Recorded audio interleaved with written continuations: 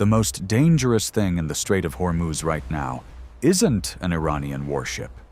It isn't the fast boats, the shore-based missiles, or the drones that have been harassing commercial traffic since February. It's the mines. Specifically, the ones nobody can locate, including Iran. Tehran deployed naval mines in the strait to block commercial shipping. Then it lost track of where they are. The world's most important energy waterway is now partially mined by a country that no longer knows its own minefield.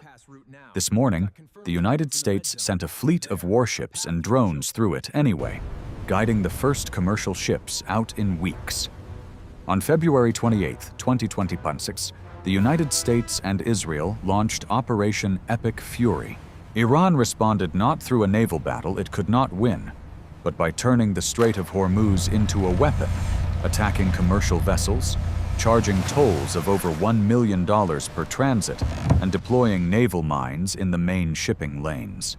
The ceasefire announced April 7th did not reopen the strait. Negotiations collapsed. Oil hit $124 a barrel. On May 3rd, President Trump announced Project Freedom, a U.S. military operation to guide the stranded ships out. By Monday morning, the first 2 U.S.-flagged commercial vessels had successfully transited, while American forces destroyed 6 Iranian small boats and intercepted drones and cruise missiles launched against the operation. To understand why Project Freedom is harder than it sounds, start with what happened on April 14, 1988. The U.S. guided missile frigate USS Samuel B.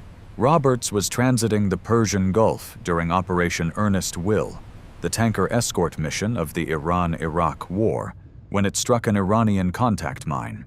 The mine cost approximately $1,000 to manufacture.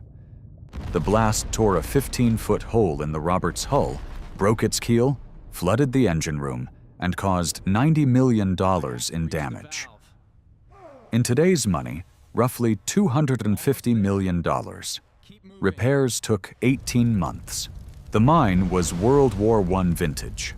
That cost equation, $1,000 in, $250 million out, is the foundation of everything Iran has done in the strait since February.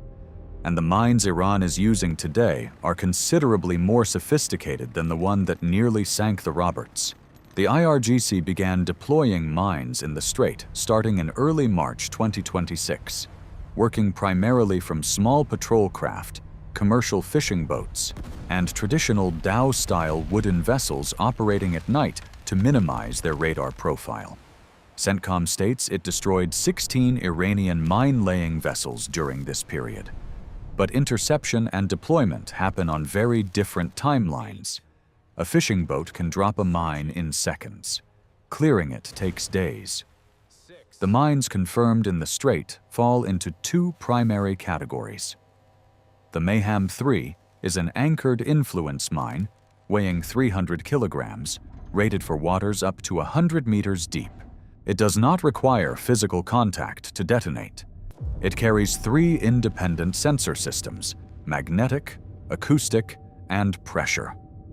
A large vessel passing overhead changes all 3 simultaneously. It distorts the surrounding magnetic field, generates a distinct acoustic signature through the water, and creates a pressure wave from its hull displacement. The Maham 7 is a bottom mine, 220 kilograms, optimized for shallower coastal waters. Iran also retains a stockpile of older Sadaf contact mines, tethered to the seabed, floating just below the surface, invisible to satellites, and lethal to any hull that physically touches them. Here is the detail that changes the entire operational picture. After the April ceasefire, when Iran briefly moved to allow shipping to resume, U.S. Central Command and independent reporting confirmed that Iran was unable to provide accurate navigational clearance for the transit corridors because the IRGC itself could not fully account for where specific mines had been laid. The operations happened under combat conditions, at night, from improvised civilian platforms, without the systematic charting protocols, a conventional Navy documents, and archives. Some of what went into the water was not recorded. Ocean current and tidal movement in the strait can shift a moored mine's position by hundreds of meters over weeks. Once an insurer classifies a waterway as an active mine risk, war risk premiums spike to levels that make commercial transit economically inviable, regardless of whether a mine actually detonates. A $1,500 Iranian contact mine neutralizes a $300 million oil tanker before the tanker has moved. More than 2,000 vessels carrying approximately 20,000 seafarers are sitting in the Persian Gulf right now, many running critically low on food, fuel, and water, because that calculation closed the strait more completely than any naval blockade could. This is the environment Project Freedom is operating in, with the smallest mine-clearing fleet the U.S. Navy has fielded in decades. Until September 2025, 5 months before Operation Epic Fury launched, the U.S. Navy had 4 Avenger-class mine countermeasure ships permanently based in Bahrain, in the Persian Gulf, precisely for this scenario. All 4 were decommissioned. The replacement plan relied on modular mine-clearing packages on newer littoral combat ships. Those LCS ships did deploy to the Gulf in 2025. Then they were pulled from Bahrain ahead of the February strikes. By the time Iran laid its first mine in early March, the United States had no specialized mine-clearing vessel in the entire Gulf region. That gap has partially closed. The USS Pioneer and USS Chief, 2 Avenger-class minesweepers homeported at Sasebo Naval Base in Japan, are now operational in the area. They are half of the entire remaining U.S. Navy Avenger-class fleet. There are 4 of these ships left in total U.S. inventory. The reason wooden hulls matter in a minefield is not historical sentiment. Avenger-class ships are constructed from wood coated in fiberglass, specifically to eliminate the magnetic signature that influence mines use as a trigger. A steel-hulled warship transiting an active minefield risks detonating the weapon before the crew identifies it. A wooden-hulled minesweeper can approach, survey, and work the channel without triggering the sensors it is trying to defeat. Here is how Project Freedom actually operates on the water today.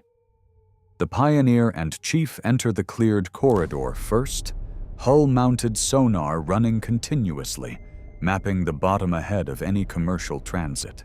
Simultaneously, MH-60S helicopters equipped with the Airborne Mine Neutralization System, the AN/ASQ-235, fly the shallower flanks, deploying laser-guided underwater charges to neutralize mines the sonar flags.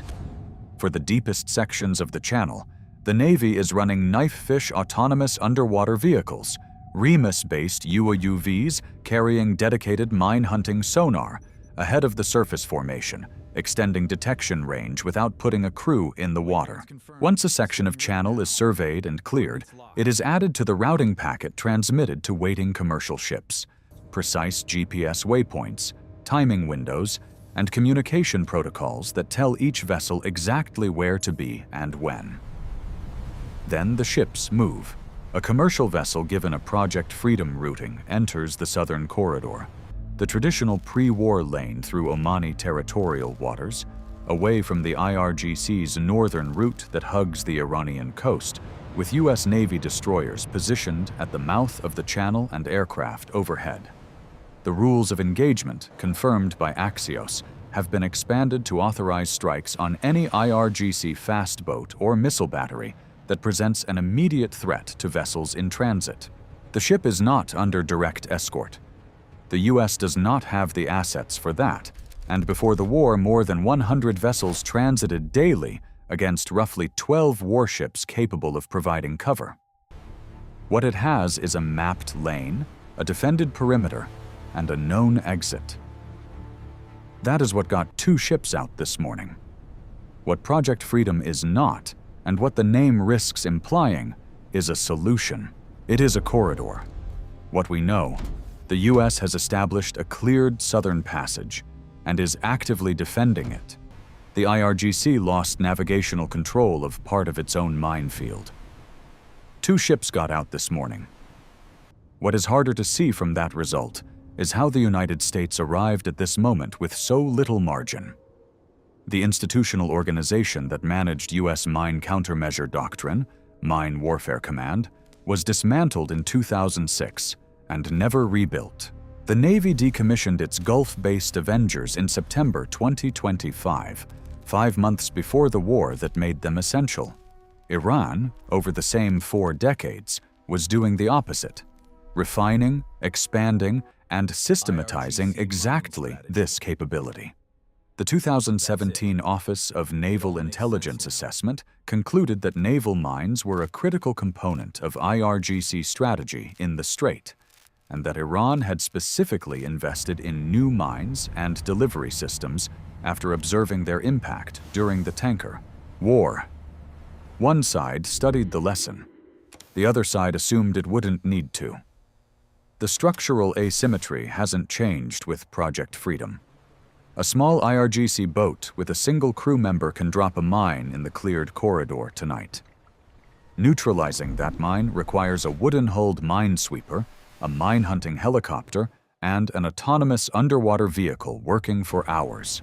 Based on Iran's documented behavior during the 1980s tanker war, where it repeatedly remined areas that international forces had cleared, the most likely pattern from here is selective remining of the Project Freedom corridor, timed to maintain uncertainty without triggering a full resumption of strikes. Iran does not need to close the strait permanently. It needs to keep the clearance cost high enough that the terms of any negotiation shift in its favor. That is a strategy Tehran has run before, and the last time it ran it, the weapon that defined the outcome cost $1,000 to build. Iran doesn't need the world's most sophisticated navy to hold the world's most important waterway. It needs a $1,500 mine, a fishing boat, and the patience to let the other side do the math. Project Freedom launched this morning. The math is just getting started.